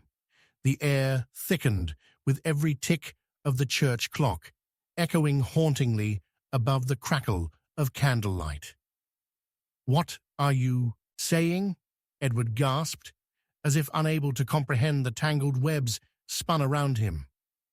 "Truth rests in the heart," intoned Father Brown, "but perhaps what Laura Abernathy knew before her tragic end connects to both of you." He hesitated for a moment, letting the weight of his words sink in like so many stones into a still pond. "And perhaps the truth assumes different shapes in different shadows." Before another word could be said, darkness threatened once more, as the candles flickered violently, and a new rumble of thunder beat down on the church like a war drum. It was then the impossible happened. A sudden, shrill scream pierced the tension, brief, agonizing, unabashed.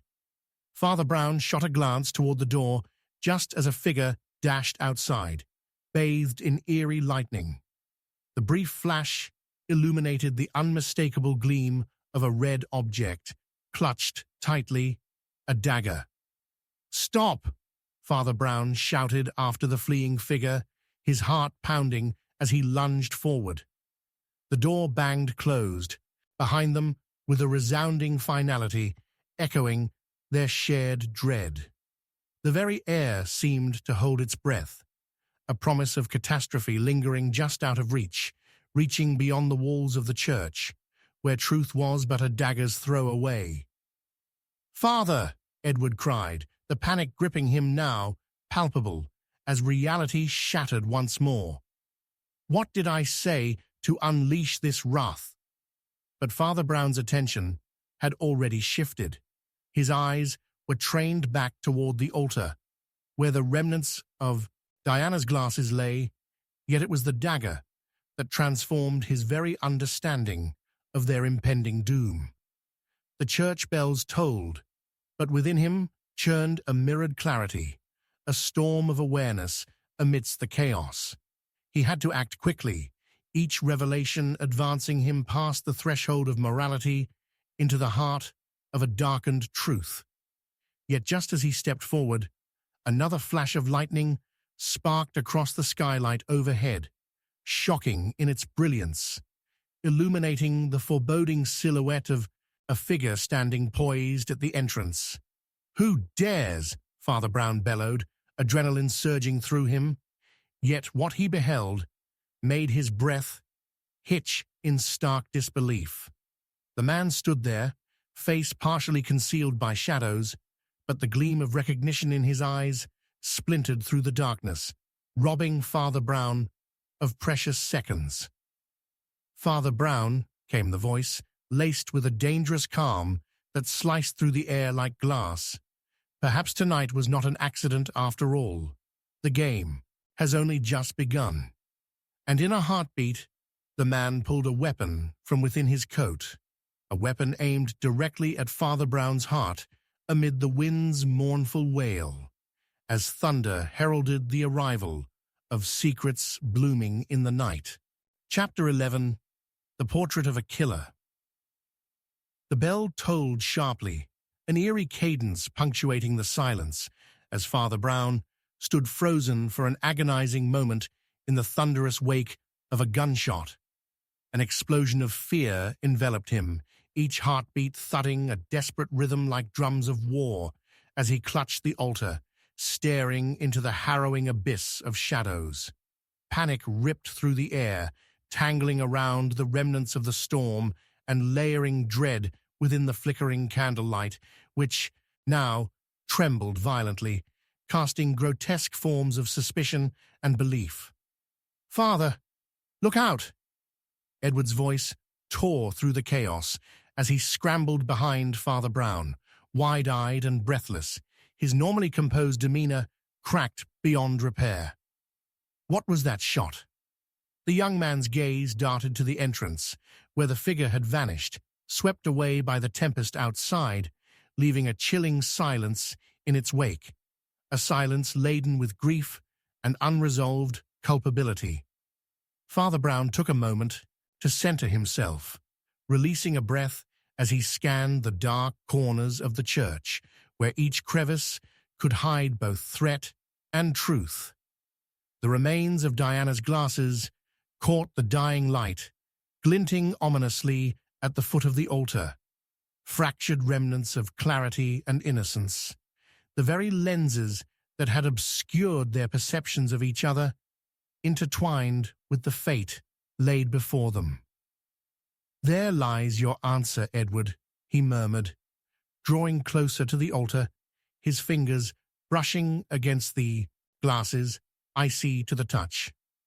These lenses were meant to recognize truths obscured, yet they lie shattered, much like our understanding of tonight's events. His mind raced, piecing together the echoes of faded memories, the feel of despair drenching the air. Whoever holds the dagger is not merely out for blood. They are sculpting at something far more profound, a portrait of guilt framed by shadows. Diana's presence flickered beside Edward, her poised composure faltering under the glimmer of recognition.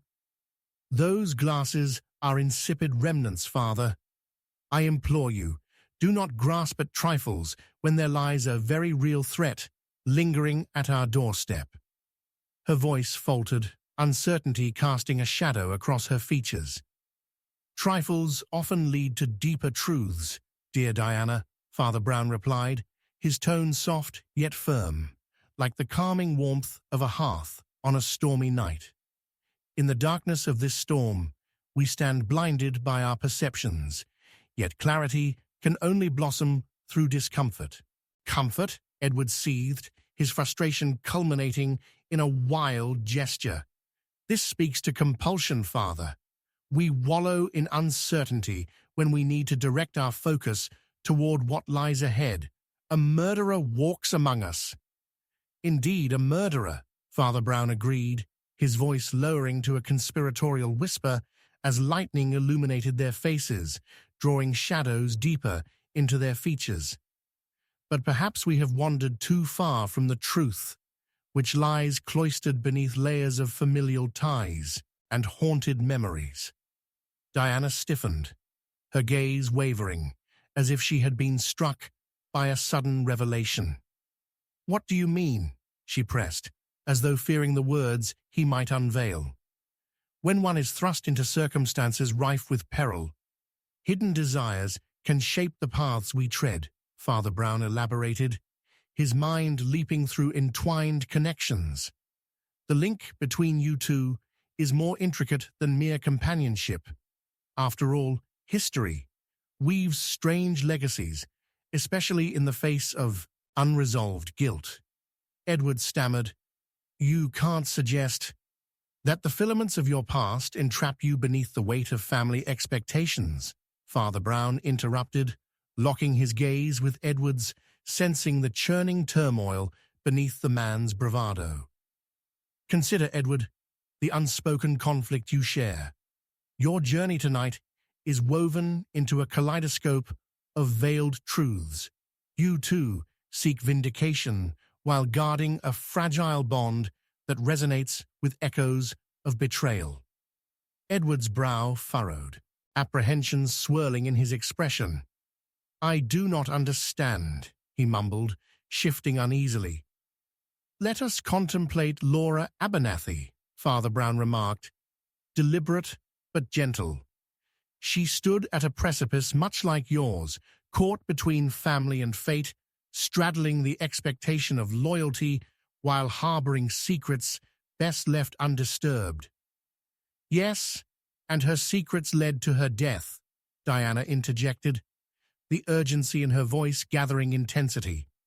"But that does not mean we are criminals, merely a tapestry of unresolved tangles." "But the tapestry can also bear evidence," Father Brown stated, glancing once more toward the remnants of broken glass at the altar, their reflections scattering ephemeral light across the chamber like the innocent deceptions that mislead them. "We might find the very essence of our inquiries in what has been discarded, for it is in the whites and blacks of shadow that the vivid colors of our motives reveal themselves." As thunder rumbled ominously, a thought struck. What if the killer was closer than they believed? Father Brown's heartbeat quickened, alongside the storm's rising fervor. "Diana, what if you were not merely observing Edward, but striving to model your hidden fears through him?" "Me," she gasped, an edge of disbelief punctuating her demeanor, but behind her wide eyes lay an ember of truth that was dangerously close to being ignited. "That's absurd." "Is it?" Father Brown replied, his eyes narrowing with scrutiny. "Does one not recoil from dangers of the psyche? Does the weight of familial obligation not drive us into corners where good and evil blur like shadows doused in rain? Each motive is painted by the spectrum of desire, the vivid silhouette of a killer often concealing a deeper truth." At this revelation, silence draped itself over them, swelling from the depths of their beings. The wind howled outside, a mournful symphony, underscoring the weight of each unsaid word that clung to the air. Suddenly, an unexpected noise shattered the stillness. A persistent scratching, relentless and feral, echoed from the dark recesses of the church, like a distorted plea for release. "Father," Edward gasped, his voice rising in alarm. Diana shot forward, her face drained of color. "What is that?" Before Father Brown could respond, the organ's keys began to tremble and resonate, eerily playing an uninvited melody that seeped through the storm's fury. A hush enveloped the church, broken only by the chilling chords, igniting the shadows around them and illuminating a path leading toward an ancient oak door, one that should have remained closed, its secrets guarding long-forgotten histories. "Stay back," Father Brown warned, stepping forward as he sensed a presence coiling from the sanctuary's darkness. And just as the last note faded into haunting silence, the door creaked open with a ghastly groan, revealing a pale figure wrapped in shadows, a dagger glinting ominously in hand. A specter materialized from their very fears. "Welcome home, Father," it whispered through the dim light, the voice dripping with malice and familiarity. "The portrait of the killer lays not with the observer, but within the shadows, the blood ties you cannot escape." The room erupted in chaos, but Father Brown's thoughts raced faster than his heartbeat, the pieces of their grim reality ensnaring him in a labyrinth of motives, remorse, and unrepented sins. Danger loomed, intertwined with the fervor of the storm. As he braced himself for the confrontation that awaited them all, the truth that would unravel the fabric of their lives forever. Chapter 12. The Last Confession. The candlelight flickered in frantic desperation as the new figure lunged forward, the dagger's blade glistening like a devil's promise amidst the shadows. Father Brown's heart raced, caught between the demands of duty and the chilling recognition of the voice that had just welcomed him home. "Stay back," he shouted, his voice shattered by the sanguine crescendos of a storm outside, thunder roaring in violent applause as lightning illuminated the contours of despair around him. The air thickened with a palpable tension, as if the very heavens conspired to witness the unraveling of a dark truth hidden in the alcoves of anguish. "Father, what is happening?" Edward cried, his youthful face twisted in horror, backing away toward Diana, who stood frozen, her breath hitching under the weight of the revelation materializing before them. The pale figure stalking toward them wore the familiar contours of an old friend and an even older rival, but it was the malevolent glint in those eyes, once warm and reassuring, that sent an icy grip down Father Brown's spine. "Richard," he whispered in a low breath, the name escaping him like an incantation. The storm intensified outside, a tempest in sync with the tumult within the church. Richard, a figure from years past, once a trusted companion, now something unmoored and dangerous, held the dagger not only poised for violence, but for a reckoning long denied. "Yes, Father," the man's voice crooned, an unsettling melody wrapped in mockery and sincerity. "Why, after all these years, did it take the blood of the innocent to draw you back, to reconcile the sins we both have buried in the ashes of our past?" "Blood of the innocent," Father Brown echoed, taking a step forward. The stench of old stone and damp despair cloaked him. "You speak of murder, as if it were an affair best discussed over tea. What has driven you to this madness?" "Madness?" Richard's laughter reverberated through the solemn church, ringing hollow against the stained glass windows where shadows danced like ghosts awakened. "Or perhaps it is merely clarity that has dawned upon me. There is justice in vengeance, Father, something you have always been afraid to acknowledge." Diana's voice quivered as she attempted to gather her thoughts. "This can't be. There must be another way. Have you not held on to your grievances long enough?" But her plea fell deaf against Richard's simmering wrath. "Grievances," he spat, the word bitter on his lips. "You think I am here for the trifles? The weight of familial betrayal bears a burden too heavy for mercy. Didn't you cause it all, Father Brown? Aren't you the one who allows these familial entanglements to perpetuate like shackles on the guilty?" "Edward, we need to get out of here," Diana shouted, scrambling toward the closest exit, the urgency of her fear a desperate cry against the rising tide of tension. But Father Brown, steadfast in heart, understood the danger lurking in motion. They were trapped in an abyss of memories and motives, and they needed to stand firm to unravel the truths that lay before them. "Tell me, Richard, do you seek justice or absolution?" Father Brown's voice emerged, calm yet fierce, like a flame in the face of the storm. "Is it revenge against those who wronged you, or is it the resolute yearning to forgive those who have trespassed against you? This dagger brings only shadows, Richard. It does not cleanse the heart." "But the shadows have followed me far too closely," Richard countered, the dagger wavering in his grip, as fierce winds howled through the church, as if reflecting his inner turmoil. "It wasn't just Laura. She was merely one thread in the tapestry of our entanglements. Each misdeed adds another strand, and now I stand engulfed in the fabric of it all. Every stitch of guilt represents a scar left untended."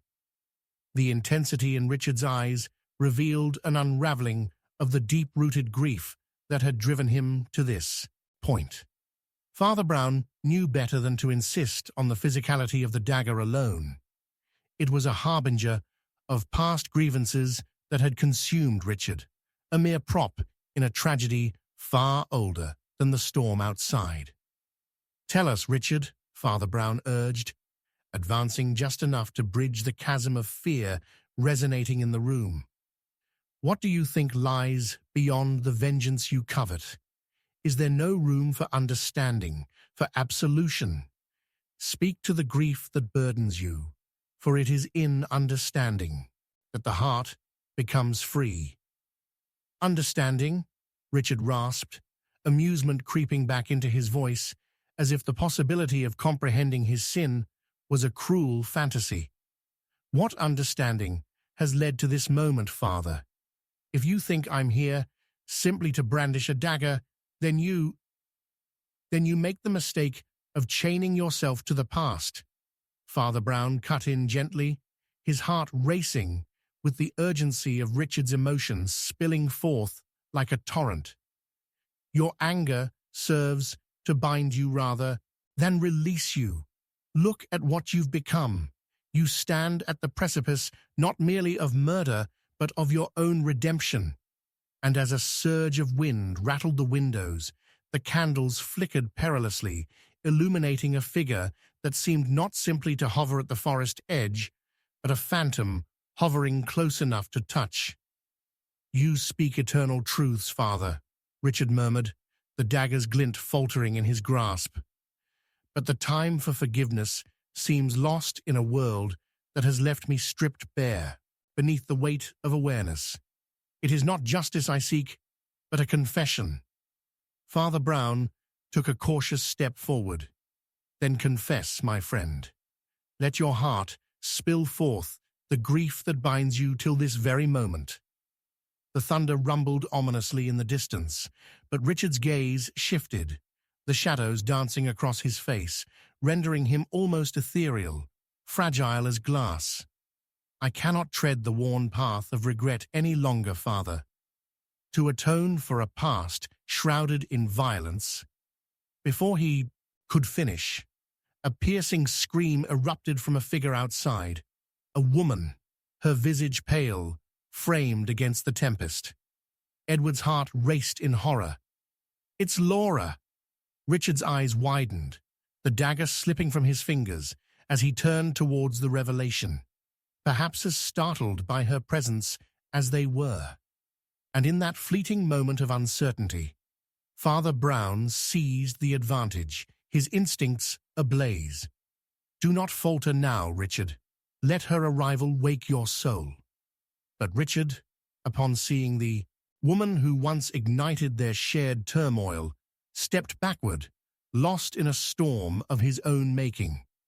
Suddenly, without warning, the lights flickered and plunged them into darkness. A hush swallowed the room. Just as the world dimmed, the ominous creak of the ancient door echoed once again. With a heart-stopping lunge, something unseen rushed past Father Brown, and with it, an echo of truth followed. The real killer did not lie in vengeance, but in the secrets of the heart. The thunder crashed, the shadows surged, hiding untold horrors, and in the pitch-dark void, it all unraveled, proving that sometimes the bond between grief and surrender is nothing more than a thin, fraying thread.